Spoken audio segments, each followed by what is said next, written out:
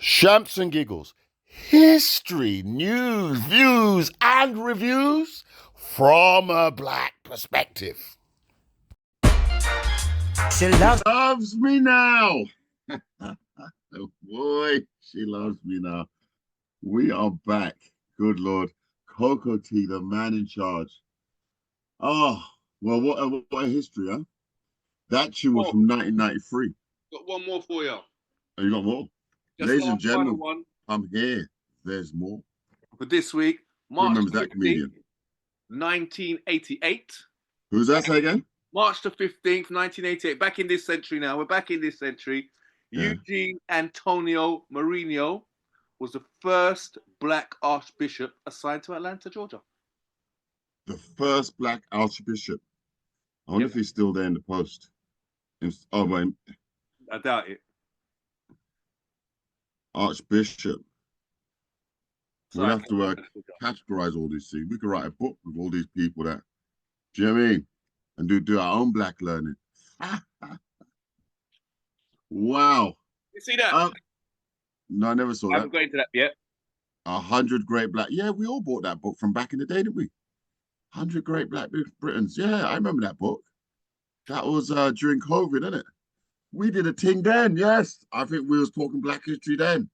Yeah. And that came up. And several of us bought, and I don't think I did. And that's a good book to have. That's right, because I've got that book. I've got that book, 100 Black. Oh, you got that as 100 Great Black. There's 100 Black Britons, and there's also 100 Black women. Now, oh, brilliant! Yeah, 100 Black women, 100 Black women, and there's 100 Black Britons. Right, and so you can also get women as well. Who's the author of that book, Jemmy? Someone's got their TV on in the background or news. Can you mute that, please? Yeah. The author is Dr. Wanda. Ooh, no, it's not him. Well, there's a lot of people who've inputted it, but I'll find out the authors in a minute. But it's Trevor Sterling, Chair of Mary Seacole Trust, Ariki OK, Managing Director of Black Cultural Archives, Kevin Courtney, General Secretary, National Education Union. Even the Mayor of London is on there. Don't know why. I think he was. Which one? Sadiq? I think he helped promote it. So this must be a newer version. He probably allowed some sort of Patrick Vernon and Angelina Osborne. Yeah. Forwarded by David Olusuga. So who's the author? Patrick Vernon and Angelina Osborne. There you go. Well, there's a book to Osborne to look for. 100 Great Black Britons, and alongside that, 100 Great Black Women.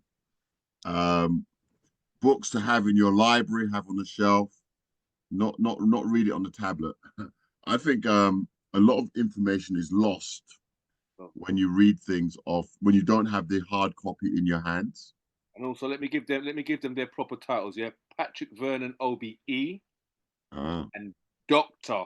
Angelina Osborne. Well then there you are. See, you the right for it. I've got to give it to them, haven't we? Yeah, got to promote it proper. It weren't just any and anybody. It was a somebody. It's a great book to have on the shelf. So here it is. We wanted to talk about this man here, Frank Zanu. Now, many people wouldn't. I did. First, I heard about him. This chap here, Frank Zanu. Apparently, he's a very interesting guy, and he's not from these parts. So when he speaks, it's quite interesting. He's speaking from a completely different perspective. He hasn't had the. We have been brainwashed in this country. We have, as Black people in this country, they've told us a lot of lies, and unless we go on that journey of figuring out truth from lie, we just got a whole lot of hogwash in our brain. But it was quite interesting. I hope I can find it, for crying out loud. Here we go. It was quite interesting, the viewpoint that he gave, how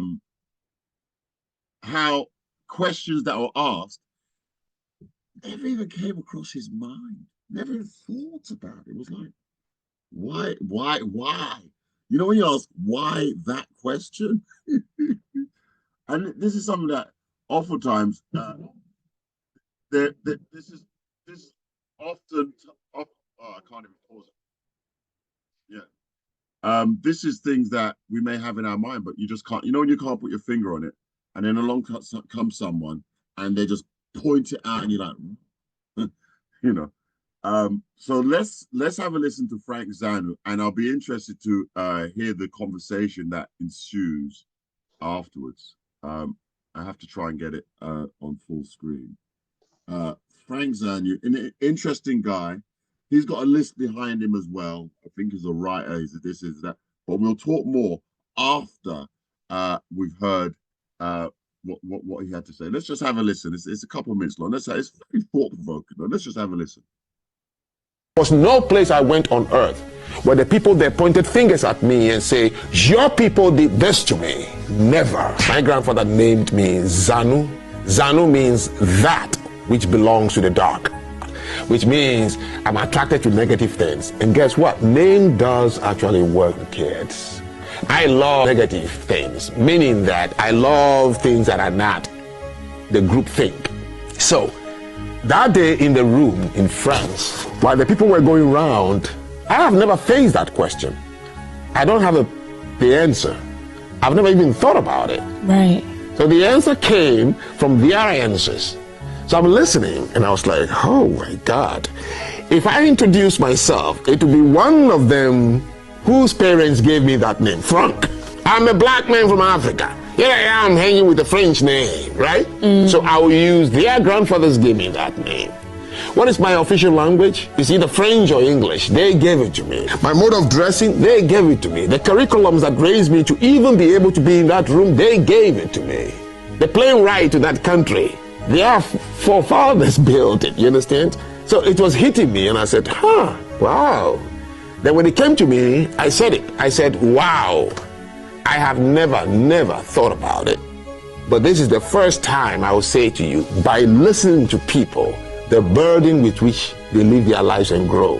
This is the first time I will say I am really proud of my ancestors, because they left nothing behind, nothing at all. I've traveled the world as a black man, and I have never seen a black country where the people who live in it are foreigners that were brought there by blacks as slaves. Not one single country. Yet the black race has more countries on earth than any other country. 54 are on the continent. 13 black countries in the Caribbean. So 68 black countries. There's not a single black country where slaves were bought from outside by black people. I've traveled the world. Not a single country in the world colonized by a black country. There's nowhere you go on Mother Earth where the language they are speaking was imposed on them by force by a black country. I've traveled the world, and I have never seen a religion that is imposed upon anybody anywhere in this world by a black country. The 68 black countries in the world, the largest continent by number of countries, not a single one of them has a nuclear weapon of mass destruction. Black countries across the world, none of them is responsible for what we call the military complex. Where we are manufacturing dirty bombs and sending things into the water to pollute people. I've traveled the world, and I'm yet to see one product that was forced to be sold in another country by a black country. So it means the black race is the only race on earth that represents what the United Nations have been looking for the last 100 years, peace. Yes, we fought internal wars just like anybody, and that is all we did. Therefore, in my travels, there was no place I went on earth where the people there pointed fingers at me and say, your people did this to me. Never. The black person is the only one who travels this earth, and no one who point a finger. That's what my ancestors left behind. Nothing. Holy shit. That has to be definitely, I'd say, more powerful than anything any of the other countries have said. Wow. Well, there's a conversation. I think I like the way he says it. I've traveled around the world. Nobody can say we as a black nation did this, or we did that, or we did the other. What are your thoughts? What are your thoughts on that conversation? Interesting. Obviously, a part of that we missed. That was a snippet. But he said at the beginning, he said names work. And his name was Frank, obviously a black man from Africa. Where did he get this name? He's listening in a room white people in France. And it's quite interesting. Their names have meaning, but their name wasn't imposed on them. The language they speak wasn't imposed on them. Here's a man who's obviously never thought about this, but he's in a different predicament or situation than they are, in that his name was imposed on him. His language, that's why I say we're brainwashed. You got to realize it. As black people, we are in a white country predominantly. I mean, what we're 1%, 2%, 3%, 4% of the population. So, right, we're misfits in this arena. You know, it's we're like fish out of water. How can we expect them to understand us? How can we expect them? It just it just doesn't work, does it? It doesn't work. So his name, Frank, his language, French. Where did he get it from? And he's in a room full of white people from France. And of course, as he said, it was their forefathers, their great grandparents, their grandparents, who gave him his name, who gave him his identity. Now figure that one out. His identity came from their grandparents. So when you think of it on that level, as he said, he hadn't thought about it, and he thought about it as the conversation was going on. But when you start to think of it on that level, you now have to ask, who were their grandparents? And in as much as they've given me that name, what did their grandparents think of me? Right? As a black race. So then you realize that the name, the culture, the language, what they imposed on you, it didn't come from a place of love. Do you see that? So words are very, very, very extremely powerful. If this slave master who would whoop you on the tree, who would roll you down the hill in a barrel, who would give you the most unsavory of jobs to do and force you to do it,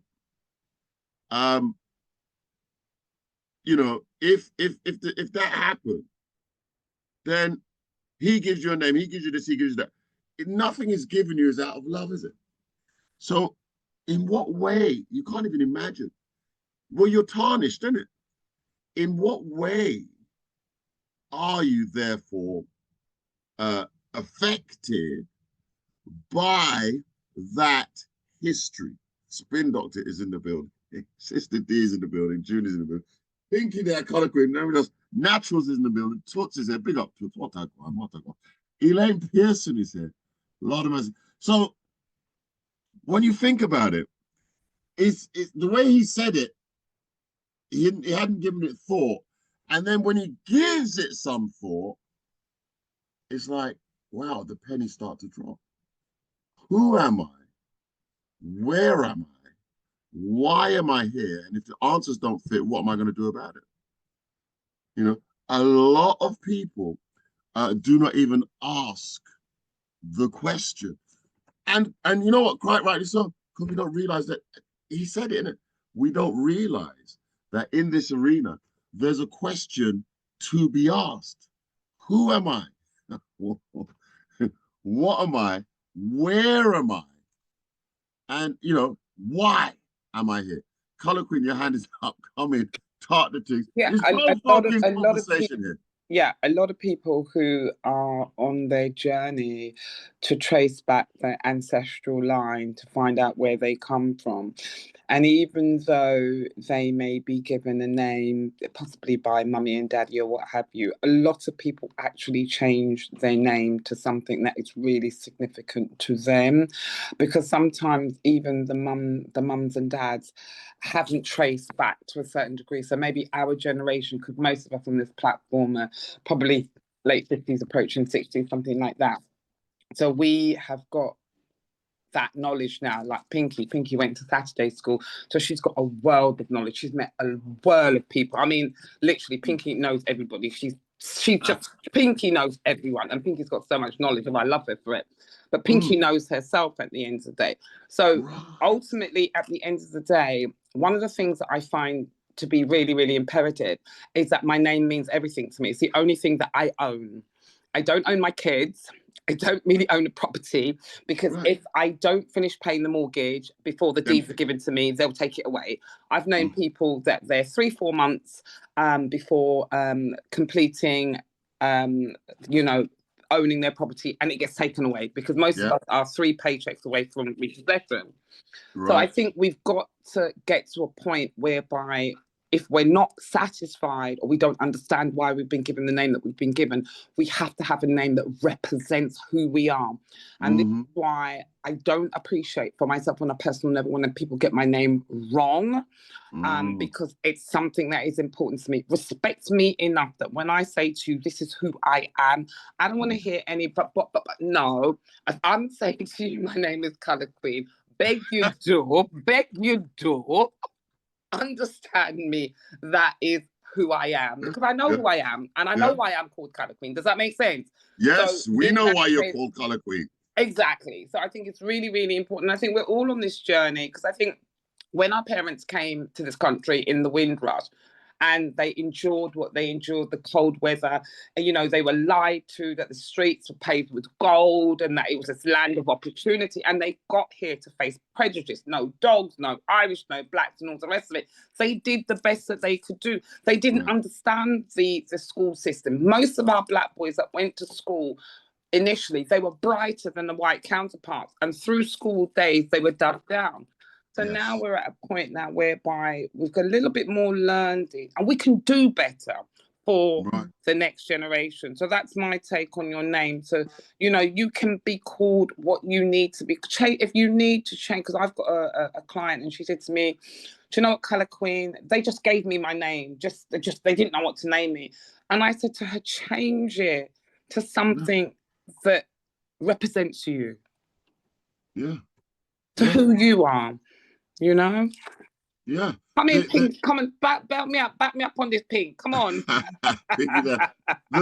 You mentioned something there, being lied to. When our parents came to this country, they had been lied to about the streets were paved with gold and so on and so forth. So the lie began then for us. Our parents came. What a disappointment. The streets were not paved with gold. It was not like an hotel, and they're giving us the meaningless of jobs to do. So the lie begins then. So now our parents are here with us, and now they're raising us in this climate of, oh my God, I would have preferred to be back home, but I can't get back there now. I ain't got the money to get there, have I? I mean, I've got to make this work here under the harshest of conditions. Just this week, it's because you mentioned it, I heard it on the radio in the 60s. Black children at school, they were educational misfits. There was a name given to them. I can't remember. They were talking about it on the radio today. There was a name given to them, which meant they wouldn't be in the top class of the school.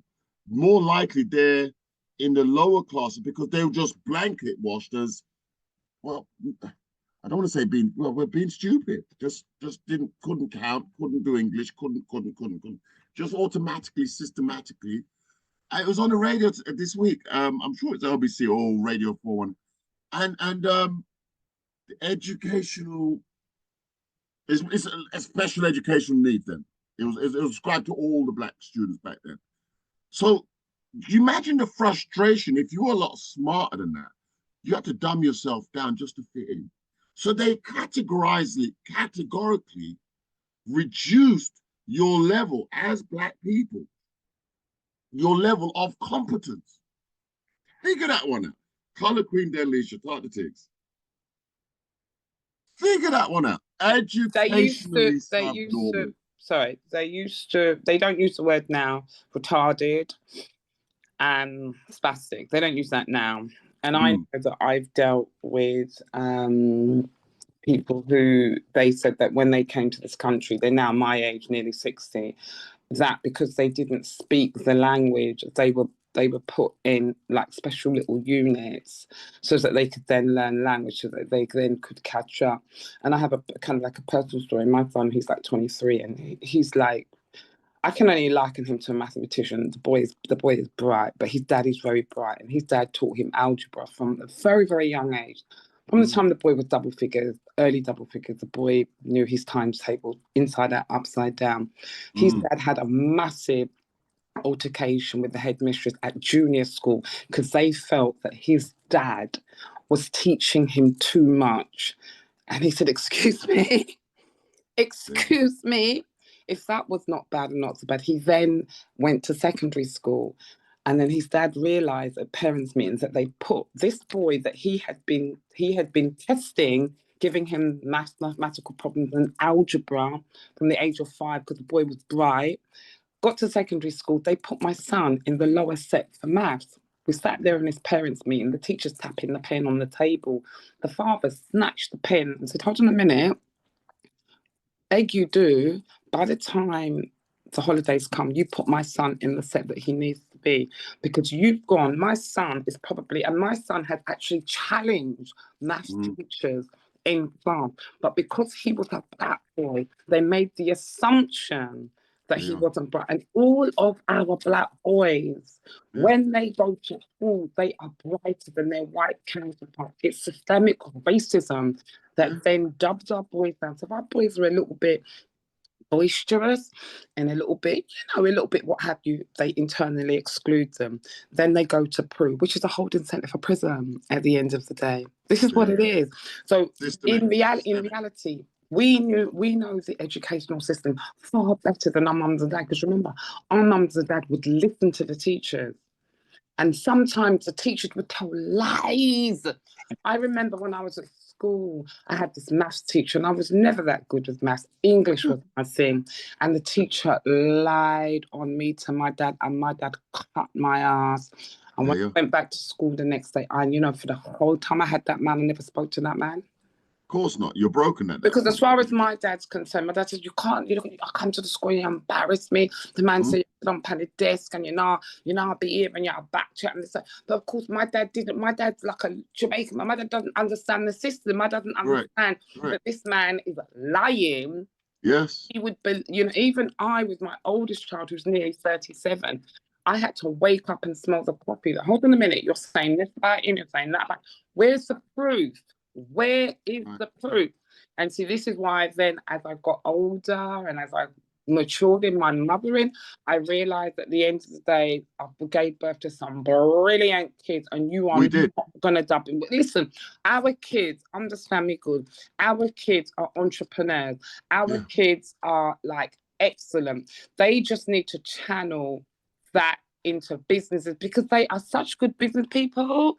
At the end of the day, they just got to put it in the right direction. And for me, I love our kids, and as Pinky says, we give them love, we nurture them, we big them up at the end of the day. But in terms of my son, he is really, really good at maths. He was taught algebra. And my personal experience, the school actually wanted his dad to stop teaching him. And his dad said, hell to the goddamn no. Thank you very much. I really appreciate it. That just goes to show you the systemic issues. It is, they called it racism on the radio today. They called it racism. It was, and it is subnormal. You can see it on the BBC website. Subnormal, a British scandal. And here we was just talking about Gus John, Professor Gus John, an activist who has stood out, and actually stood up and brought these issues to the front. In the 1960s and 70s, which is when us lot, when we was going to school, black children were disproportionately sent to schools for the so-called educationally subnormal. Now, interestingly enough, there's a documentary telling the story of how that worked. The parents, teachers, and actors banded together to expose the injustice and force the education system to change. Point of the matter is, though, the damage was already done, wasn't it? For those kids. The damage was already done. Fire in the hole, your hand was up. And looking in the chat, Supreme Twin Doctor, they called us cretins. Ask, imagine. You know, you could look for all this and you could think, you'd be vexed, innit? Of course you would. Education is yeah, they banned. So now when they say, you know, you got 1,000 people in and they say you lot are all subnormal. You can't tell me of 1,000 kids there's not a bright spark in and amongst them, right? But the training starts from there. So they've already told you you're subnormal, so you're not bright. Don't even try it. Don't even try. And here's what we're gonna do for you. And your little kids and say, oh, they're doing something. And then I put you in this in the Doppy class. Come on now. So as bright as you are, that they're foolishness that they're giving you to review. And that's why many of our children end up going getting detention and all sorts. Because the foolishness they're trying to teach, you're done past that already. You're bored. You're bored. You're bored at that point. You're bored. You're bored. And so you start misbehaving, you start talking, you start doing little this because you're bored. And next thing you're getting the detention, you're the bad. They've labeled you and positioned you in that disadvantageous position from the get-go. And then worse of it, our parents, we know what they were like. They would come believe anything the teacher tell them. And now you're in trouble at home. I mean, come on, talk the things. Pinky, your hand is up. Yeah, but to understand that word, educationally subnormal, actually meant that you couldn't adjust to everyday life. Well, that's what that meant. Educationally subnormal. You need to actually look up the word. There you go. To understand they got rid of that wording. They got rid of it. Oh yeah, they had to, yeah. Because it was a word that stigmatized, that was very stigmatized. Educationally subnormal, even just saying it now, isn't it? Yeah. You know, educationally subnormal. It's just so you can't ascribe that. That's my point. You can't ascribe, oh, you're educationally subnormal. All of you. But that's how we grew up. They would ascribe something to what they do it now. Black people.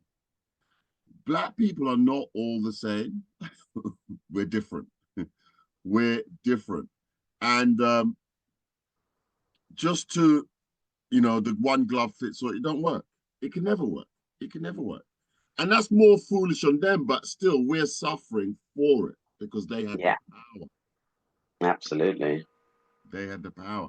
So given that we realize this, all of us should be working hard to figure out who am I, what am I, where am I going, why?